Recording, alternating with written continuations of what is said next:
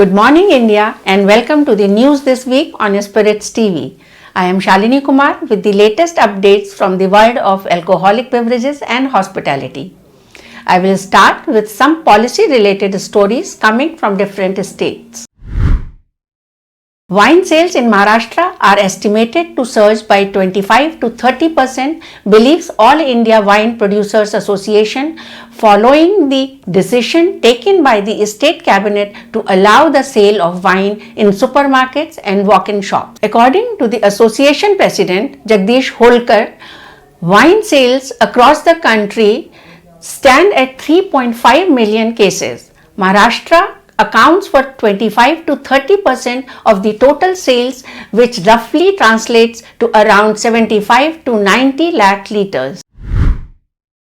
Recently, a survey presented in the State Cabinet of Maharashtra underlined that around 600 walk-in stores in the state of Maharashtra will meet the space criteria of being minimum 100 square meters. As per the survey, in a given situation, about 8% of the walk-in shops in the state will be eligible under the prescribed area specification under the new excise policy for wine. Additionally, the new wine policy of Maharashtra also mandates that eligible wine shops will need to have more than 10 employees.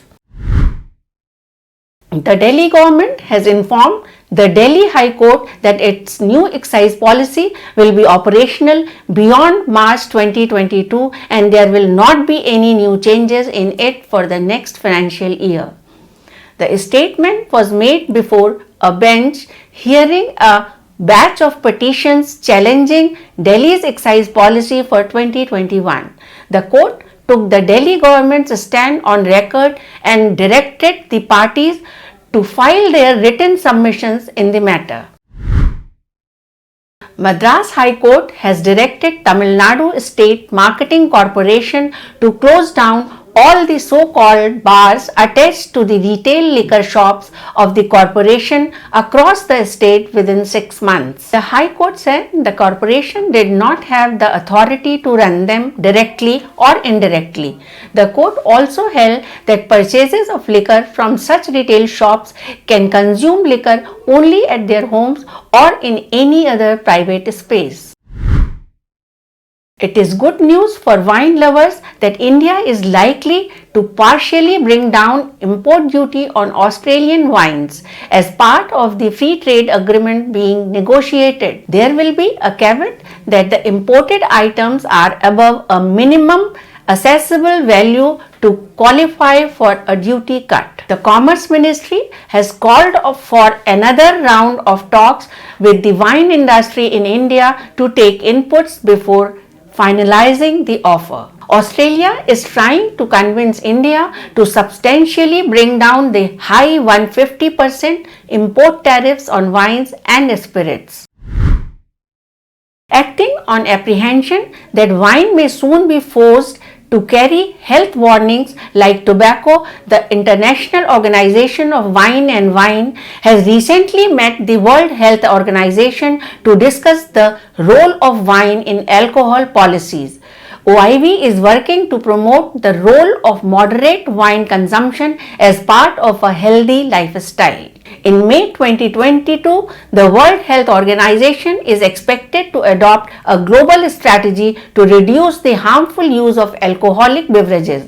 The OIV has also raised concern that wine and other alcoholic beverages are being considered as potential carcinogenic products like tobacco, not only by World Health Organization but also by other agencies, which includes the European. Now, time to have a look on Indian alcobev leaders' financial stroke for the third quarter.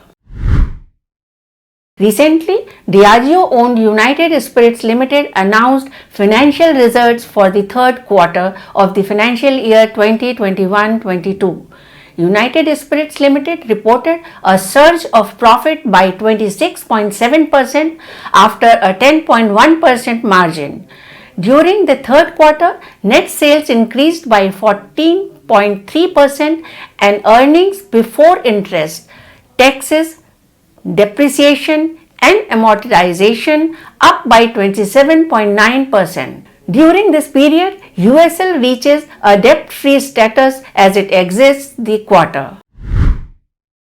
IMFL major Radico Limited has reported a consolidated net profit of 79.13 crore rupees for the quarter ended 31st December 2021.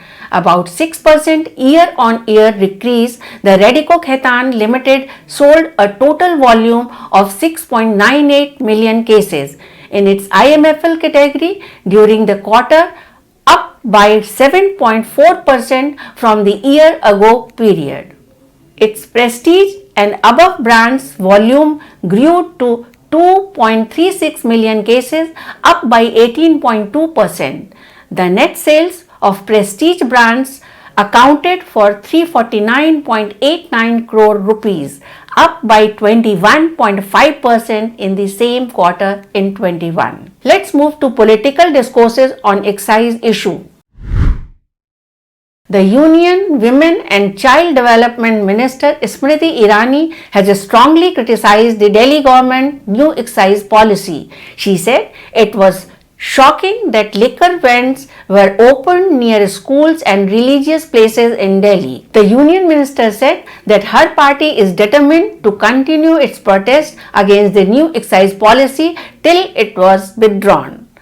She also opined that liquor vents endangered women's safety.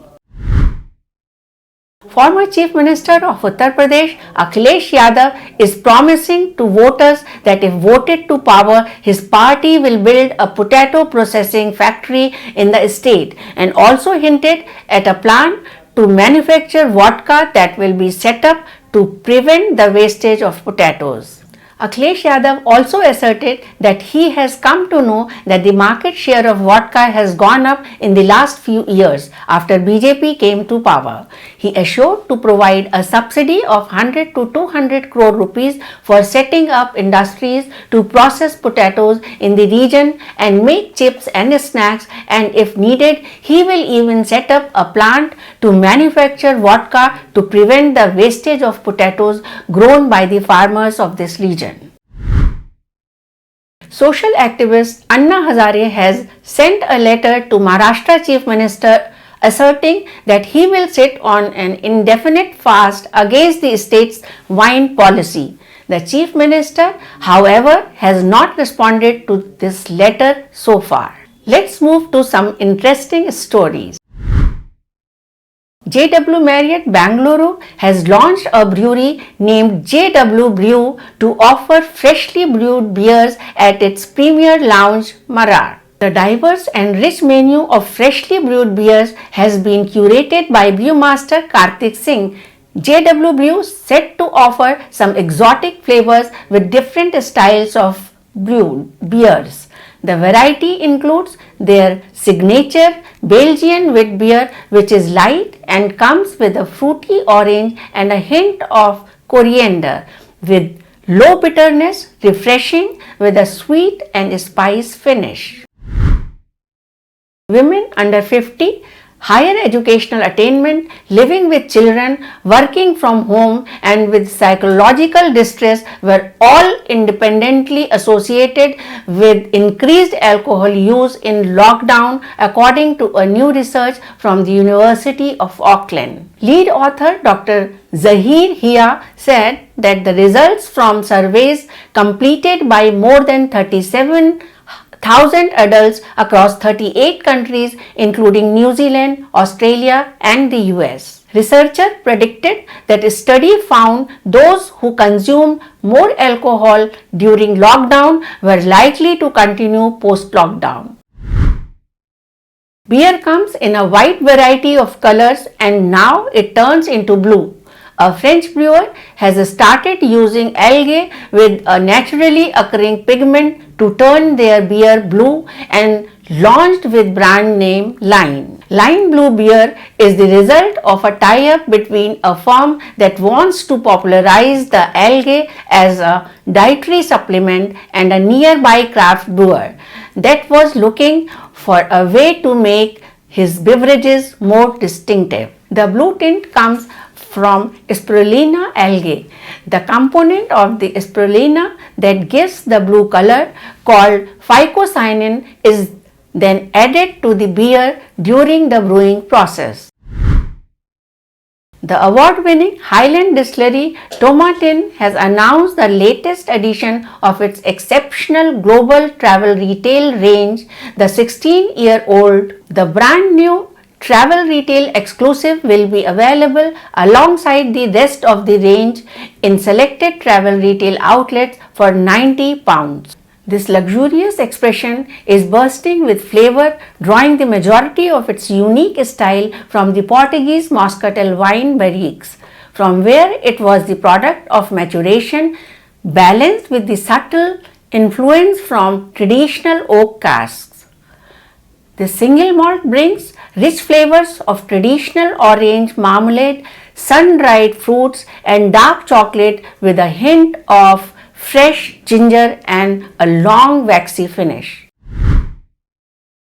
Puerto the Gin Hub has developed Beefeater Zesty Lemon. Brand founder James Burrow picked the freshest lemons from London's Covent Garden Market to create the new expression. Master distiller Desmond Pan added natural lemon flavors to the classic Beefeater London Dry Gin base to make Beefeater Zesty Lemon. Bottled at 37.5% ABV, Beefeater Zesty Lemon will be available in 10 countries including the Czech Republic and Russia from March. Italy approaches UNESCO to recognize Espresso by adding it to the list of items of intangible heritage, or those items that are representative and encapsulate the culture of countries and nations. Now, Italy is attempting to secure worldwide recognition for the significance of its miniature coffee. According to the Italian Espresso Institute, worth more than £4 billion per year, the espresso market is booming, with more than 90% of the Italians thought to drink at least 1 cup of the potent brew every day. With this, I wrap up this week's bulletin. I will be back again with fresh stories next week. Till then, goodbye, stay well and say cheers with care.